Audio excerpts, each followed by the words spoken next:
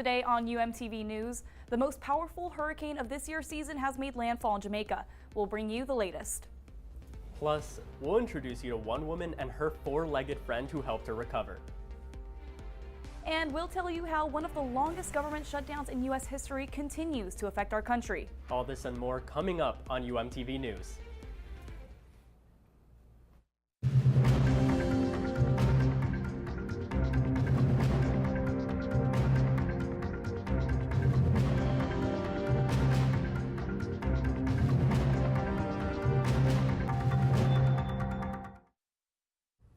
Good afternoon and welcome to another edition of UMTV News. I'm Penelope Gilbert. And I'm Chris Perez. Thank you for joining us.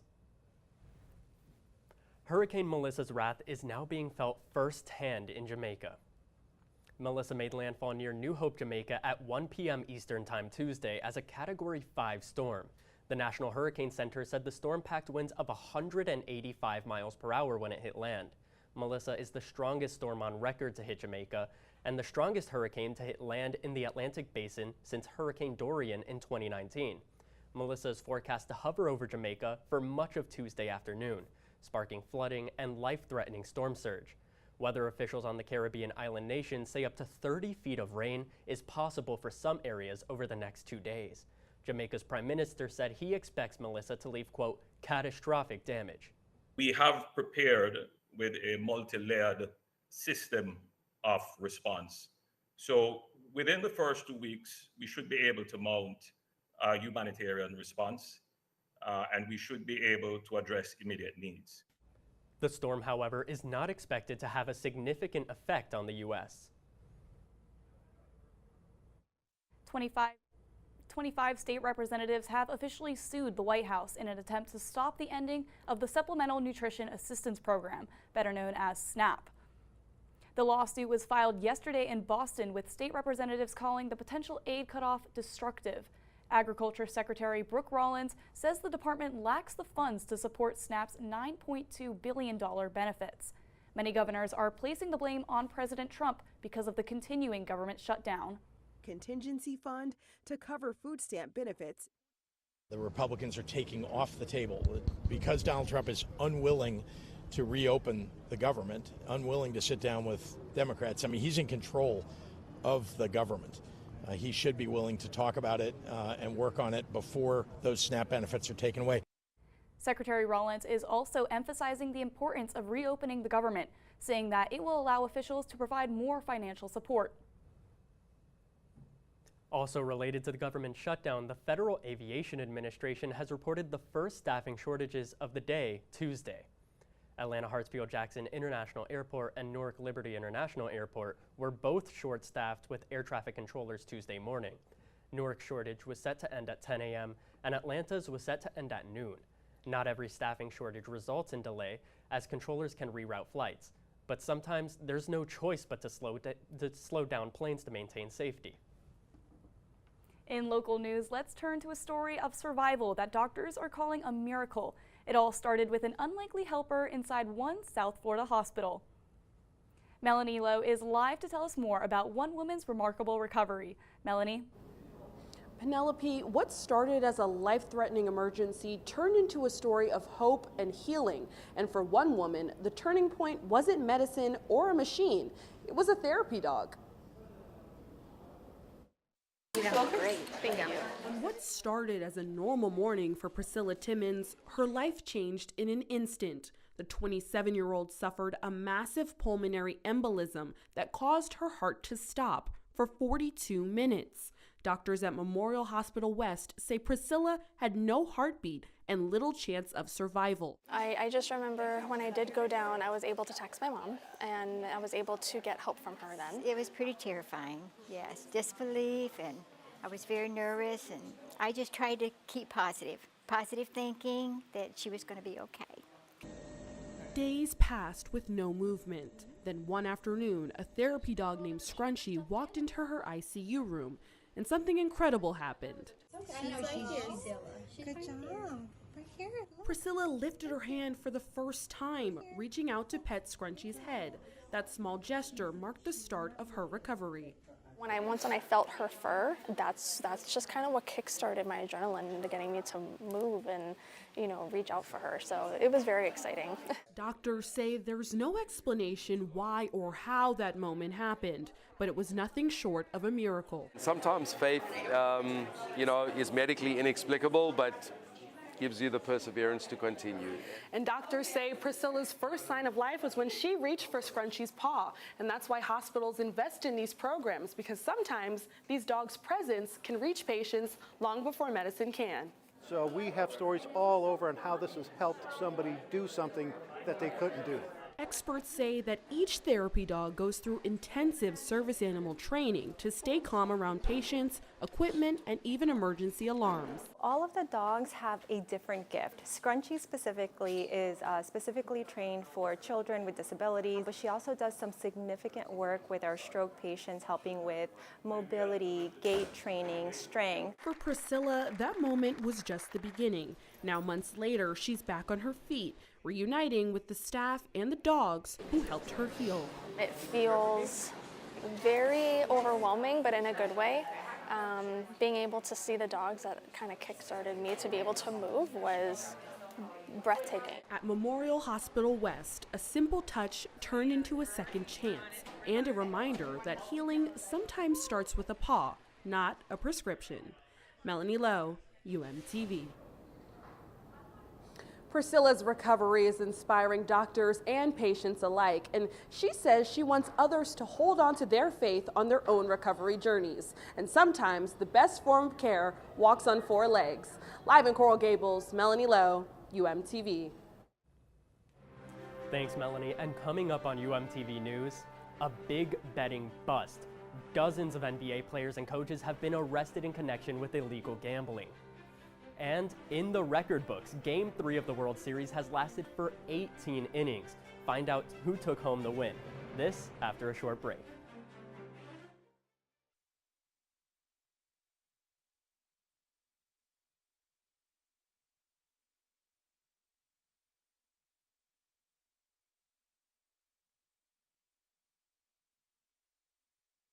I don't think that many kids in my son's school even do it. No way. No way. No way. No way, my kid would never vape. Get your head out of the cloud. Talk to your kid about vaping. Visit talkaboutvaping.org.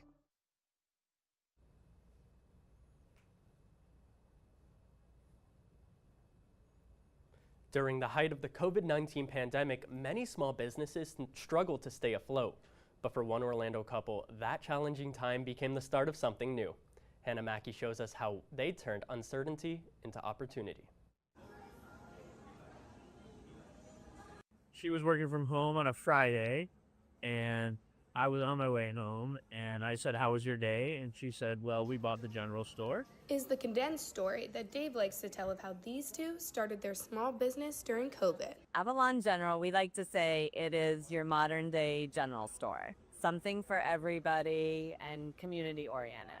You go shopping and then you eat and then you come back and go shopping, and that's what we see a lot. But creating a general store in East Orlando wasn't their original plan. This place was doing a call for local vendors, and I thought, throw my hat in, and so I brought them some products, and they agreed that we'd be one of the vendors in here. And because of COVID, this was pushed back 2 years, this building opening, and so we were always in contact with them. And then that Friday, they said they were selling off of this space, and I went, "Oh no, you were supposed to buy a bunch of our products." Yeah. And so that's when I said, "We'll take it." Getting this place up and running was certainly no easy task. What I think we've learned from business is that no day is the same. Every day is completely different. We say the only thing consistent is that there's no consistency. But these two were willing to figure it out together, just like they have since middle school. And they know the heart of Avalon General is the community. We've done events in here where people have met each other, exchanged numbers, and then next time they're here together. So it's cool. It's fun to be a part of that and watch that organic growth of friendships and stuff like that.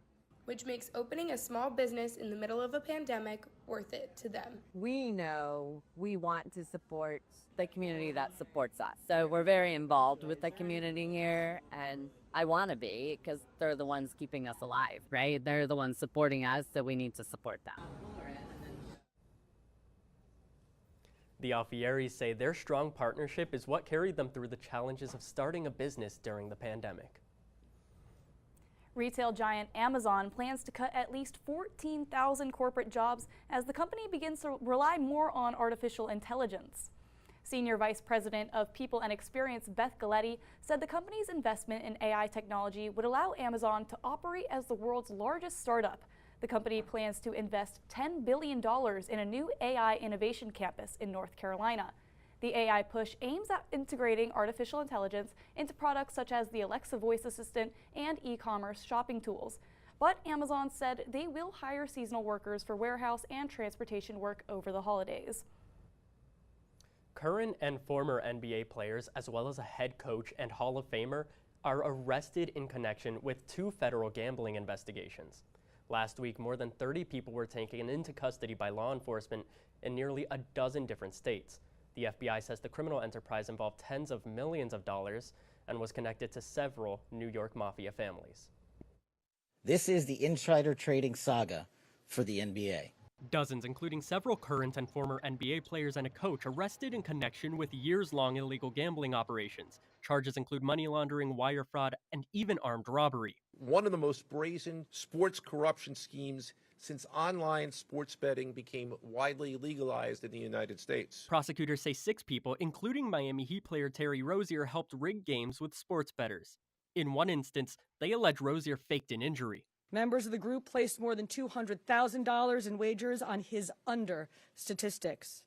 Rozier exited the game after just 9 minutes, and those bets paid out, generating tens of thousands of dollars in profit. Through his lawyer, Rozier denied any wrongdoing. In the second alleged scheme, prosecutors say 31 people, including members of 3 New York mafia families, and as well as Chauncey Billups, an NBA Hall of Famer and champion, and current Portland Trail Blazers head coach, were involved in illegal fixed poker games held across the country. Exploiting the notoriety of some and the wallets of many to fund the Italian crime families. Prosecutors say victims called Fish were lured to play alongside high-profile athletes called face cards, and everyone but the victims were in on the scam, using rigged shuffling machines, poker chip analyzers, x-ray tables, and even special contact lenses and eyeglasses to read marked cards.